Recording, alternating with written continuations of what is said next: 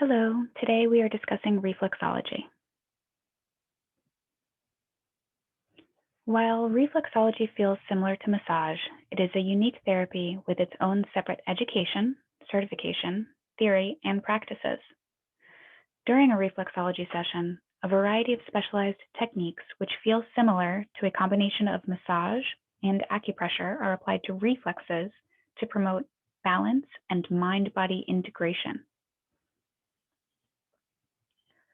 Reflexology is a relaxing way to promote your body's natural healing abilities through nerve stimulation while encouraging circulation and immune system balance. Reflexology has been practiced throughout the world in ancient cultures including ancient Egypt, China, India, and Native America. The name reflexology is a relatively new term, which is used to collectively refer to ancient methods based on energy as well as newer methods based on neurophysiology.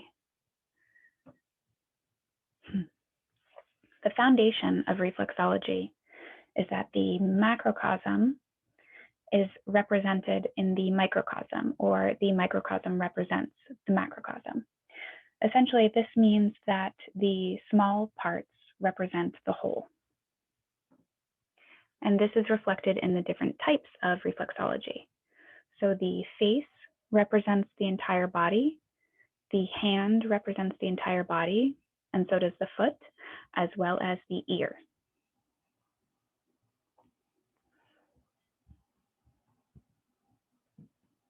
There are many different styles and adjunct add-ons and topical products that are integrated in with reflexology. So some of the varying styles range wildly from Thai and Father Joseph and Ingham methods that are more invasive to some more gentle methods that are some of the Native American styles, Ayurvedic styles. Those are more soothing styles of reflexology. And Eunice Ingham was one of the pioneers of the United States styles of reflexology. As far as add-ons, there are many different products that are used, ranging from lotion to CBD oil, and in Ayurvedic styles, commonly castor oil is used along with Mahanarayan oil, or there is a tridoshic oil that can be used that has 40 different herbs infused into sesame oil. And as we talked about before, the origins of reflexology are throughout the entire world, throughout civilizations. The theories and the application and the techniques do vary from country to country and style to style, and even from practitioner to practitioner. So the uses of reflexology, it's best used as an adjunct therapy. It is not a medical treatment. It is used as an adjunct for stress, blood pressure regulation, gastrointestinal distress, such as GERD, or inflammatory bowel disease, autoimmune diseases. It can be helpful in stress-related asthma exacerbations, even chemo-related nausea, and also post-traumatic stress. These all are things that you can ask your primary care about as to whether or not it would be appropriate for you personally.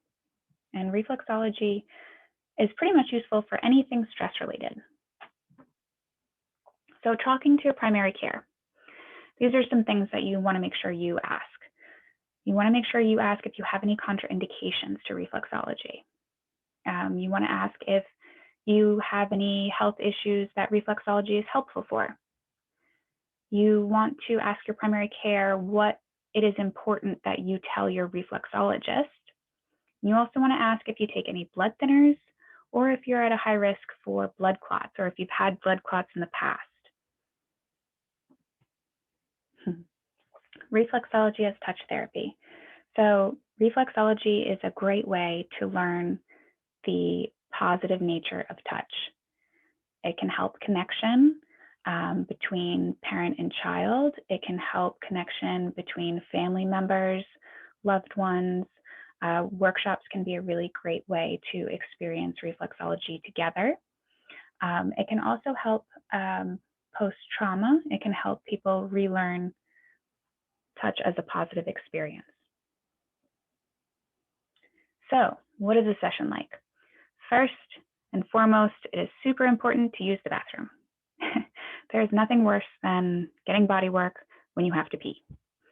So after you use the restroom, you will usually receive an intake form, and you want to make sure that you include any allergies, any medical issues, any contraindications, or anything that your primary has told you to disclose, or anything included in your medical or surgical history.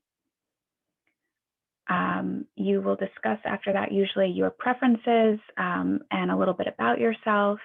And then you'll get nice and comfortable on a padded massage table. Usually it has either a wedge or some pillows underneath it to rest your head and also to prop up your feet. During the session, it's really important to have an open line of communication. The session should be within your comfort level. It should be therapeutic. It should not be painful. Some people have varying degrees of pressure sensitivity, so it's very important to communicate with your therapist. Although I will warn you, many people do wake themselves up snoring. That is 9 times out of 10. So, and then lastly, your therapist will either wake you up or, gently let you know that the session is over, and then they will discuss with you any areas that they focused on or anything that they noticed on your feet. And it is also helpful to know that even if you fall asleep during the session, the work still gets through. It is still just as effective. We are asked this all the time.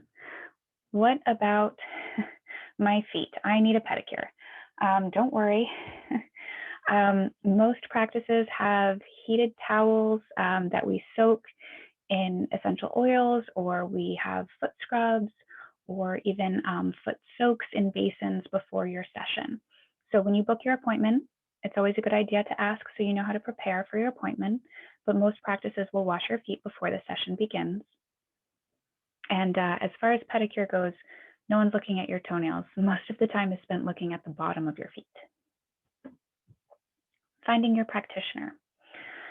So somehow reflexology has gotten a little mixed up in pedicures and massages, but as you know by now, reflexology is very different from massage therapy. And while foot massage is important and it's a lovely thing, it's definitely not the same thing. So just make sure that wherever you go, that your therapist or practitioner has a specific certification in reflexology. All right, so speaking of contraindications, these are all contraindications. There are some well-known contraindications, such as local infection on the area being worked on. It's also important to know what reflexology is not, as in reflexologists do not diagnose or treat medical conditions. Reflexology is to be used as an adjunct therapy under the guidance of your primary care provider.